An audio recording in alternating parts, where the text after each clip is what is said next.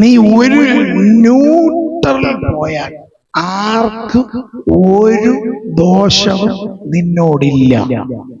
പക്ഷേ നീ അനുഗ്രഹിക്കപ്പെടാൻ തുടങ്ങുന്നു എന്നറിഞ്ഞാൽ ചില ഏശാവുമാർ നിനക്കെതിരെ വരാൻ തുടങ്ങും.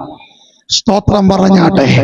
നിനക്ക് അനുഗ്രഹമില്ലാതെ, വലിയ പ്രശ്നമൊന്നുമില്ലാതെ ഇങ്ങനെ പോകുന്നെങ്കിൽ കുഴപ്പമില്ല. ഒരു ഏശാവിനും നിന്നോട് ഒരു ദോഷവുമില്ല. പക്ഷെ എന്ന് നീ അനുഗ്രഹിക്കപ്പെടാൻ തുടങ്ങുവോ, ആ അനുഗ്രഹം നിമിത്തമാണ് പലർക്കും ഇന്ന് നിന്നോട് ദോഷം. മനസ്സിലായോ? സ്തോത്രം.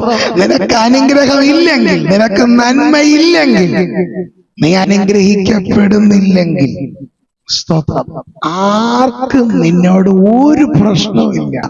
നമ്മൾ അനുഗ്രഹിക്കപ്പെട്ടു നോക്ക്, ചിലരൊക്കെ നമുക്ക് പ്രതികൂലമാകും, ചിലരൊക്കെ നമുക്കെതിരാകും. അത് പലപ്പോഴും വീട്ടിന് പുറത്തായിരിക്കില്ല, മിക്കവാറും തുടങ്ങുന്നത് വീട്ടിനകത്തു നിന്നായിരിക്കും. മനസ്സിലായോ? എന്ന് പറഞ്ഞാൽ നിന്റെ കുടുംബത്തിനകത്തു നിന്ന് തന്നെ നീ അനുഗ്രഹിക്കപ്പെടുമ്പോൾ നിനക്ക് പ്രതികൂലം തുടങ്ങും, നിനക്ക് പോരാട്ടം തുടങ്ങും, നിനക്ക് പ്രശ്നങ്ങൾ തുടങ്ങും, ചിലരൊക്കെ നിന്നോട് ദോഷിക്കാൻ തുടങ്ങും.